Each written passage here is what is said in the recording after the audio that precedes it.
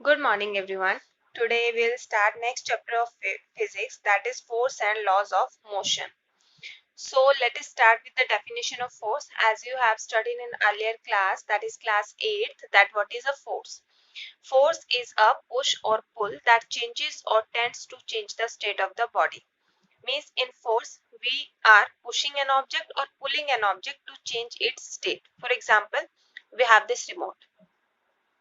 Now it is in stationary position. Now we will push it in this direction and we will put it so that it is in motion. Means an external force is required to change its state. Suppose if it is moving in this direction, then we require a force in this direction to stop this. Okay, so what is force generally? A force is a push or pull that changes or tends to change, means tries to change the state of the body. Now we'll study effect of force. जब भी हमने कोई force लगाई तो उससे क्या हुआ? A force can stop a moving body. Moving body कोई है और उसको हमने क्या किया? फोर्स से हम उसको स्टॉप कर सकते हैं. फॉर एग्जाम्पल, कोई बॉल है जो कि ग्राउंड के ऊपर रोल कर रही है. जैसे ही वो रोल करते आगे जा रही है, अगर आगे हमने उसके कुछ रख दिया है तो that object tries to stop that moving ball. Okay, so वो क्या हो गया? फोर्स. फोर्स से क्या हो गया? हमने किसी भी मूविंग बॉडी को स्टॉप कर दिया. Move a stationary body means एक स्टेशनरी बॉडी है, उसको हमने क्या कर दिया? मूव कर दिया. फॉर एग्जाम्पल, ये रिमोट था, स्टेशनरी पोजिशन में है, हमने यहाँ पे इसकी फोर्स लगाई and it starts moving. So by applying force we can also move a stationary body. Force can change the speed. Speed also it can change. For example, कोई भी ऑब्जेक्ट है जो मूव कर रहा है, सपोज जो ball है वो इस डायरेक्शन में मूव कर रही है. एग्जाम्पल से कंसिडर करते हैं, ये हमारी क्या है? बॉल है जो कि इस डायरेक्शन में मूव कर रही है. इसकी कोई पर्टिकुलर वेलोसिटी है, सपोज इट इज 5 मीटर पर सेकेंड. हमने क्या किया? इसी डायरेक्शन में इसके ऊपर और फोर्स अप्लाई कर दी 2 न्यूटन की. तो इससे क्या हुआ? इसकी जो वेलोसिटी है वो और ज्यादा बढ़ गई, और ज्यादा बढ़ गई और ये इसी डायरेक्शन में मूव करने लग गया. क्योंकि इसकी मूविंग डायरेक्शन ये थी और इसी डायरेक्शन में हमने फोर्स लगाई, तो इसका इम्पैक्ट क्या होगा? पॉजिटिव होगा, जिसकी वजह से इसकी स्पीड क्या होगी? इंक्रीज होगी. फॉर एग्जाम्पल, हमारी जो बॉल है वो इस डायरेक्शन में मूव कर रही है और हमने कुछ अमाउंट में जो फोर्स है वो इस डायरेक्शन में लगाई. तो ये दोनों क्या है? अपोजिट फोर्स है. ये वाली फोर्स इसको रोकने की कोशिश करेगी. ठीक है, जैसे ये बॉल यहाँ पर आ रही है और कोई ऑब्जेक्ट है या कोई मैन है या कोई प्लेयर है जो इस बॉल को रोकना चाह रहा है, तो वो उसको अपोजिट डायरेक्शन में फोर्स अप्लाई करनी पड़ेगी. तो यहाँ पे जो स्पीड होगी वो क्या होगी? कम होगी. ठीक है, तो ये हो गया फोर्स का effect. Now force can also change the direction of the object. Direction of the object means इसमें हम एक क्रिकेट प्लेयर की एग्जाम्पल ले सकते हैं. अ क्रिकेट प्लेयर जो बॉलर होता है, सपोज यहाँ पे हमारा क्या है? प्लेयर खड़ा हुआ है और यहाँ पर हमारा बॉलर है.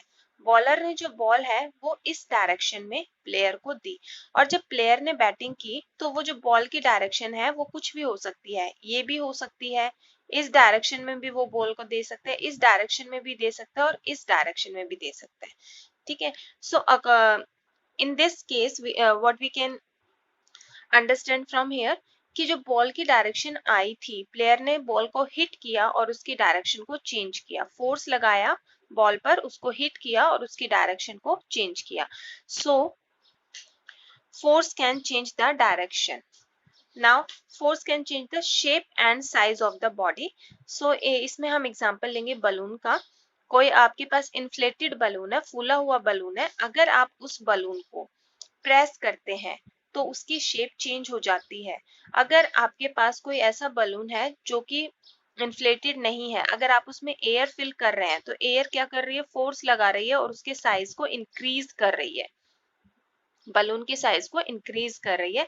अगर हमने वही वो जो एयर है बलून में से निकाल दी तो एयर क्या कर रही है? उसका जो फोर्स थी वो कम हो रही है और बलून का साइज डिक्रीज हो रहा है.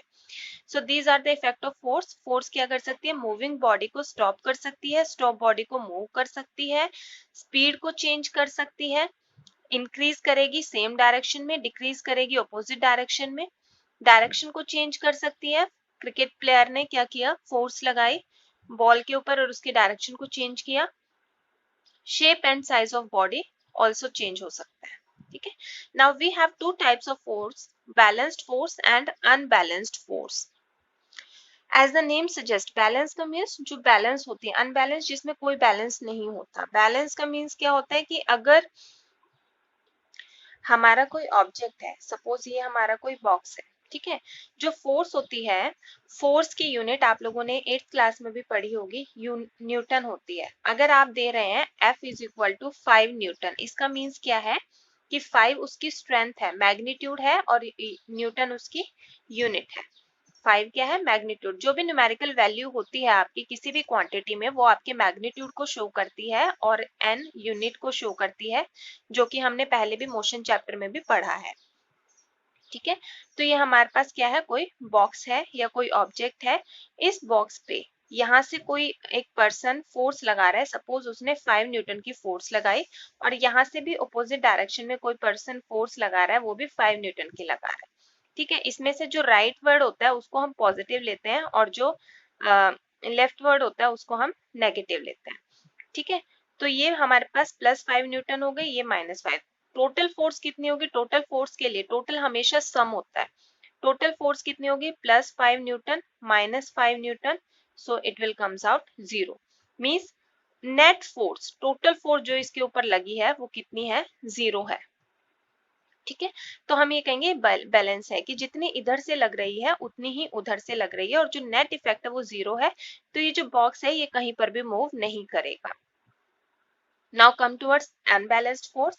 ये आपके पास कोई बॉक्स है, यहाँ पर कोई 10 साल का बच्चा खड़ा है, यहाँ पर कोई 3 साल का बच्चा खड़ा है, ठीक है। तो जो 10 साल का बच्चा है वो ज्यादा पावरफुल होगा as compare to 3 year boy और child.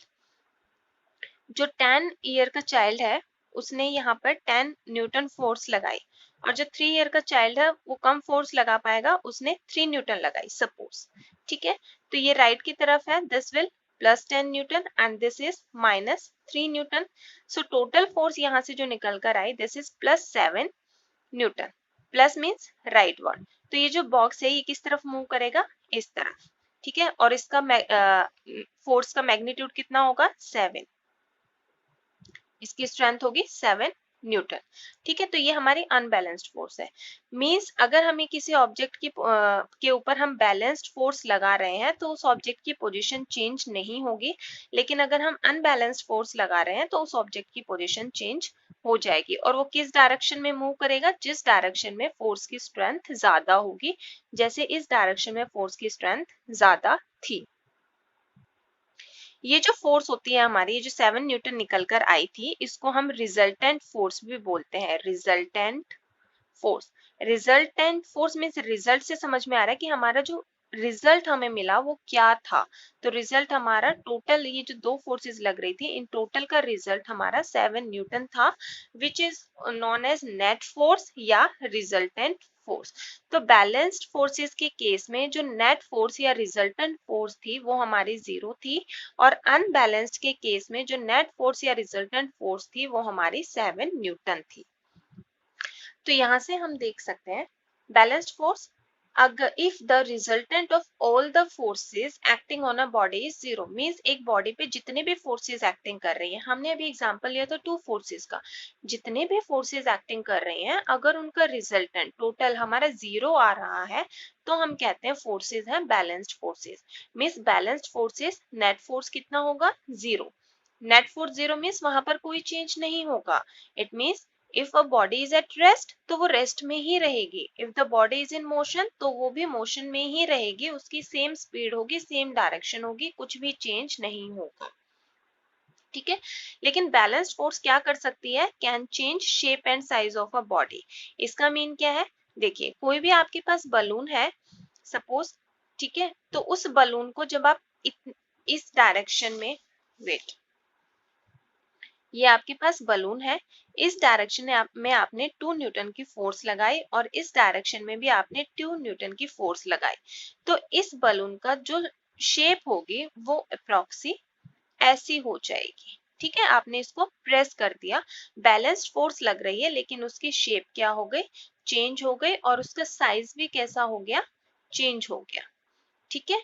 So balanced force can change shape and size of the body. Next come to the unbalanced force. If the resultant of all the forces acting on a body is not zero.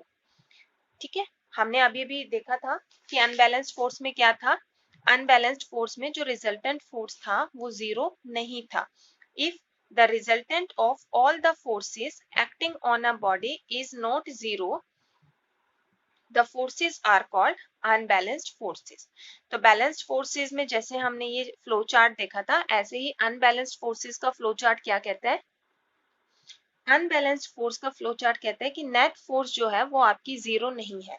Zero नहीं है means उसके ऊपर कोई ना कोई force लग रही है. अगर नेट कोई फोर्स है इट मींस उसमें कोई ना कोई चेंज होगा. Means if the body is at rest तो वो मूव करना स्टार्ट कर देगी. फॉर एग्जाम्पल जो भी आपका ये ऑब्जेक्ट है ये रेस्ट पे है, आपने इसमें अनबैलेंस्ड फोर्स लगाई, यहाँ से 3 न्यूटन यहाँ से 5 न्यूटन, तो 2 न्यूटन का डिफरेंस आया और बॉडी ने इस डायरेक्शन में मूव करना स्टार्ट कर दिया. If the body is in motion, अगर वो मोशन में है तो दो केस होंगे. अगर फोर्स अपोजिट डायरेक्शन से लग रही है, एग्जांपल लेते हैं. देखिए, if the body is in motion, दो केस हो सकते हैं. बॉडी एक पर्टिकुलर डायरेक्शन में मूव कर रही है, ये हमारे पास एक बॉडी है और एक पर्टिकुलर डायरेक्शन में मूव कर रही है, तो फोर्स दो केसेस में लग सकते हैं. अब ये इस डायरेक्शन में मूव कर रही है तो फोर्स इस डायरेक्शन में लग सकता है, या बॉडी इस डायरेक्शन में मूव कर रही है तो फोर्स इस डायरेक्शन में लग सकता है. ठीक है, इट मींस ये हमारे पास कोई बॉडी है, ऑलरेडी ये इस डायरेक्शन में मूव कर रही है, तो इस पे जो अनबैलेंस्ड फोर्स है वो टू टाइप से लग सकती है. या तो सेम डायरेक्शन में हम फोर्स लगा सकते हैं जिससे क्या होगा, इसकी स्पीड इंक्रीज होगी, या हम ये ना लगाकर ऑपोजिट डायरेक्शन में फोर्स लगा सकते हैं जिससे स्पीड इसकी डिक्रीज होगी. ठीक है, सेम डायरेक्शन में स्पीड इंक्रीज होगी एंड ऑपोजिट डायरेक्शन में अगर हम फोर्स लगाएंगे तो स्पीड डिक्रीज होगी. ठीक है, so if the body is in motion तो net force is in same direction होगी, या नेट फोर्स किस में होगी, ऑपोजिट डायरेक्शन में होगी. अगर सेम डायरेक्शन में होता है then body will speed up. If it is in opposite direction the body will slow down and finally stop. Okay, next is a resultant force. Resultant force के बारे में हमने पढ़ लिया था. Let we take some more example of it. See, there are four forces, this is 9 newton 2 newton जो कि इस डायरेक्शन में कर रहे हैं. तो टोटल ये जो हो गया ये कितना हो गया, 9 + 2 11 न्यूटन जो कि लेफ्ट डायरेक्शन में लग रही है. राइट डायरेक्शन में जो फोर्स लग रही है 6 Newton 4 Newton, means total 10 Newton की फोर्स राइट डायरेक्शन में लग रही है. ठीक है, बॉक्स है जिसका वेट है 3 kg. तो ये क्या हो गया हमारे पास, देखिए ये 3 kg का बॉक्स है, इस डायरेक्शन में 11 न्यूटन फोर्स लग रही है और इस डायरेक्शन में 10 न्यूटन.